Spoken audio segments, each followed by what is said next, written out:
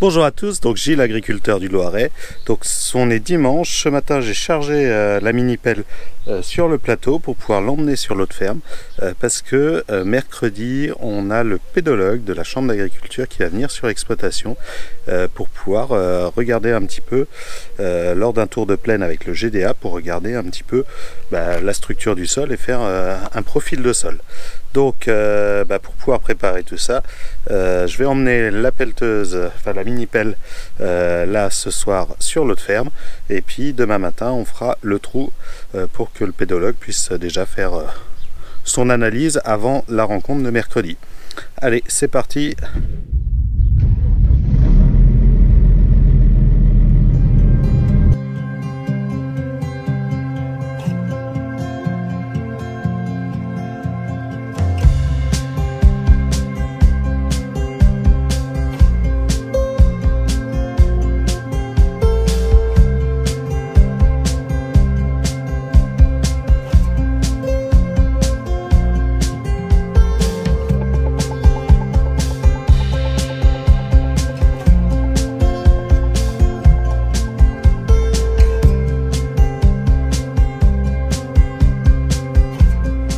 Ça y est, on est arrivé sur l'autre ferme. Maintenant, on enlève les sangles, on baisse le plateau et on descend la pelle.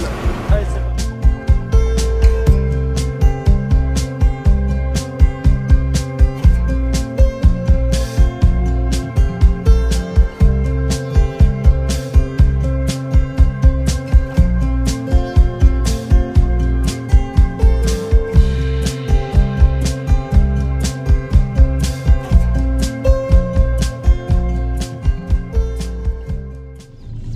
Donc voilà, on est arrivé dans le champ. Objectif, creuser un trou donc entre 60, enfin plutôt 90 de large, 2 mètres de long, à la perpendiculaire de l'ancien travail du sol, pour pouvoir justement essayer de voir un petit peu ce que ça donne. Donc, et puis aller jusqu'à entre guillemets la roche-mère, donc là sûrement une couche de silex, on va voir ce qu'il y a au fond.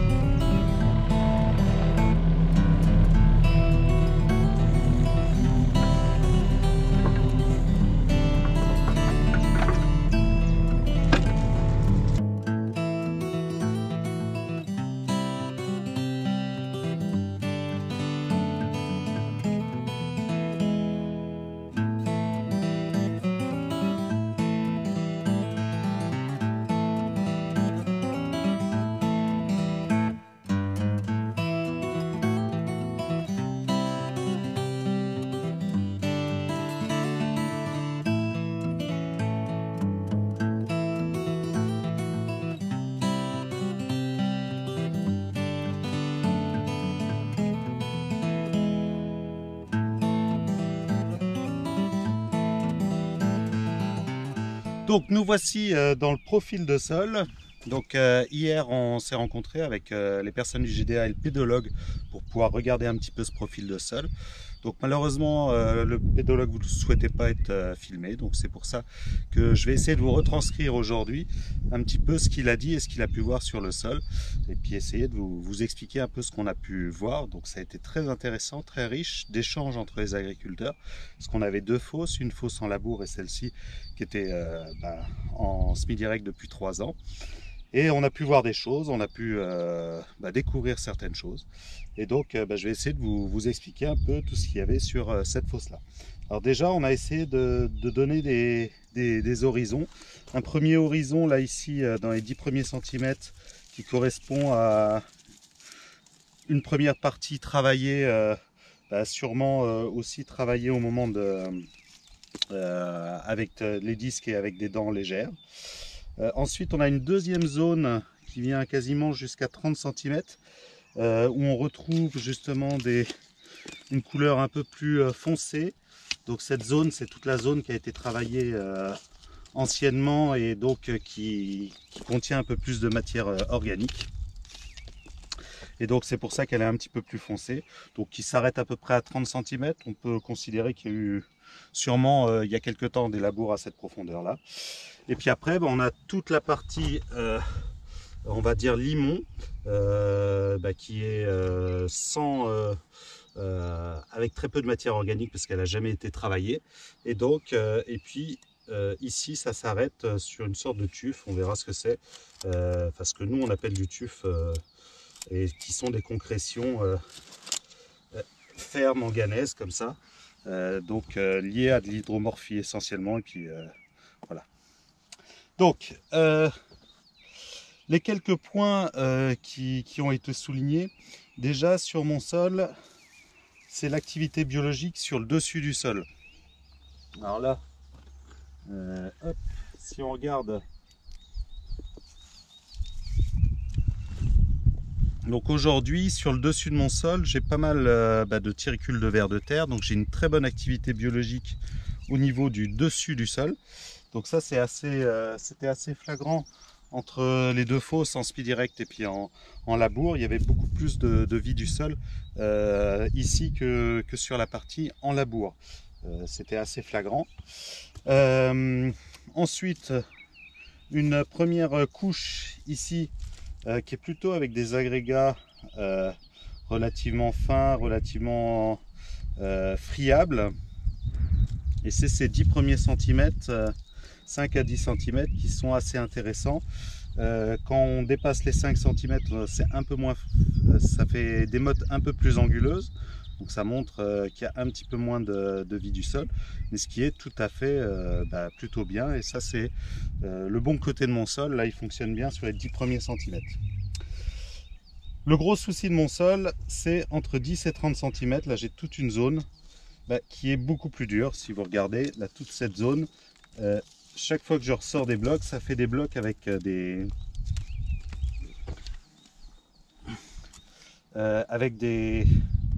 angles très vifs.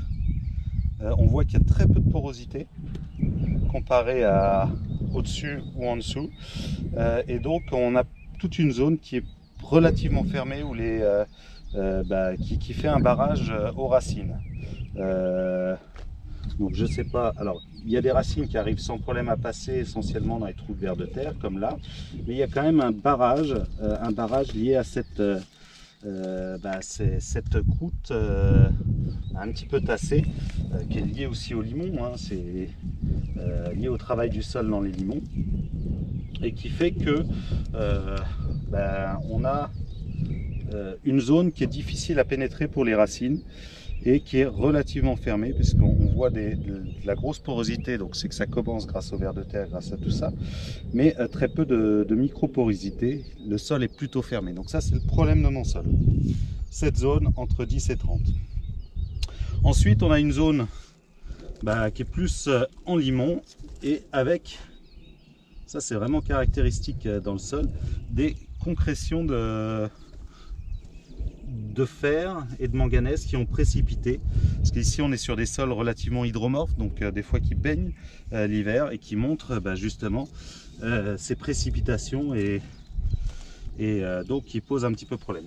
Là ce qu'on peut voir, c'est une grosse galerie de vers de terre et avec dedans une grosse racine qui descend très profond. Donc on a justement heureusement qu'on a toutes ces galeries de vers de terre, sinon mon sol ce serait relativement compliqué parce que il faut réussir à passer là cette première partie qui est un petit peu plus dure. Donc là vous voyez les racines passent dans toutes ces galeries.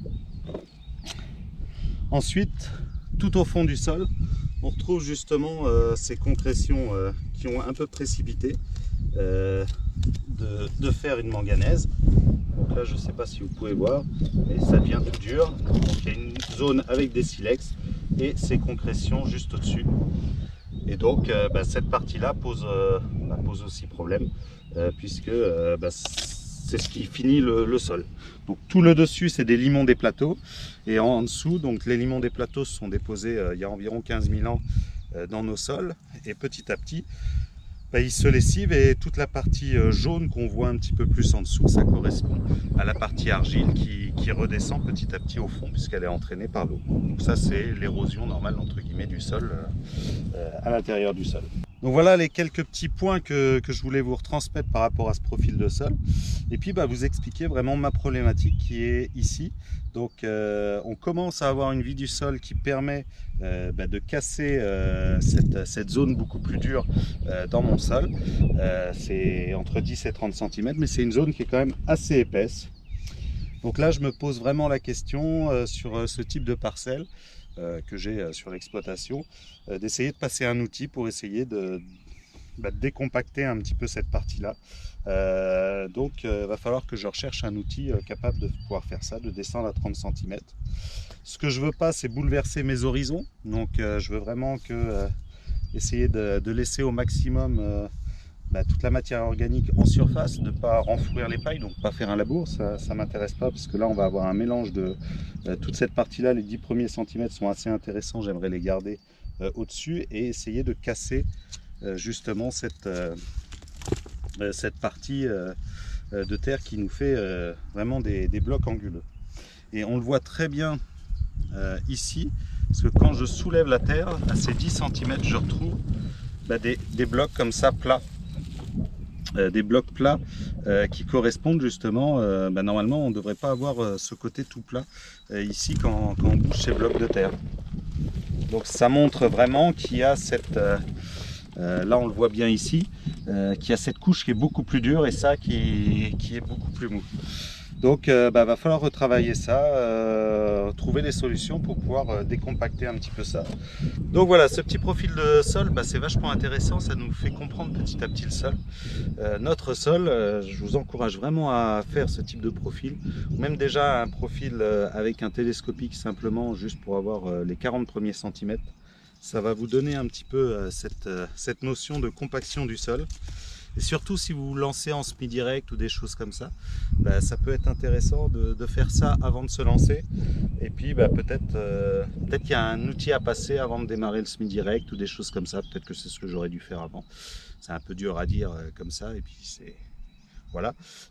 Une chose est sûre, c'est qu'il faut régulièrement aller voir son sol pour essayer de comprendre ce qui se passe à l'intérieur. Et puis la biologie elle arrive, les vers de terre ils arrivent, tout le monde arrive dès qu'on fait du bon boulot. Mais il y a aussi besoin souvent de restructuration plus mécanique. Pour l'instant on ne peut pas y couper tant qu'on n'a pas notre sol qui fonctionne super bien. Donc voilà, voilà pour cette petite vidéo sur le sol. J'espère que j'ai pu vous redonner des éléments. Alors c'est beaucoup moins complet que ce que le pédologue a pu nous expliquer, parce que lui c'est son métier et c'est sa manière de voir. Mais déjà moi ça m'a appris vraiment beaucoup. Donc je le remercie beaucoup pour ses conseils, puisque ça, et puis surtout les échanges avec les autres agriculteurs, puisque ça nous a permis vraiment de nous rendre compte de ce qui se passe dans nos terres par ici en limon, limon sur argile à silex. Donc voilà, cette petite vidéo est terminée, merci de l'avoir suivi. Je voulais vraiment vous présenter un petit peu ces fausses pédologiques pour voir un petit peu, pour comprendre nos sols. C'est super important. Moi ça me fait réfléchir, je suis en train de voir comment est-ce que je peux faire évoluer mon système pour toujours rester en semi-direct sous couvert, parce que ça je pense que c'est important, mais peut-être introduire une fissuration tous les 3 à 5 ans dans ma rotation, peut-être avant les orges où j'ai toujours des difficultés pour l'instant à mettre en place mes orges. Donc pourquoi pas une légère fissuration pour justement essayer de casser cette partie-là. Je sais pas, il faut que je réfléchisse à tout ça, il faut que je trouve les outils qui iraient bien pour faire ça. Enfin bon, plein de choses encore à réfléchir. Moi je vous dis à samedi prochain pour une nouvelle vidéo, et puis en attendant, portez-vous bien.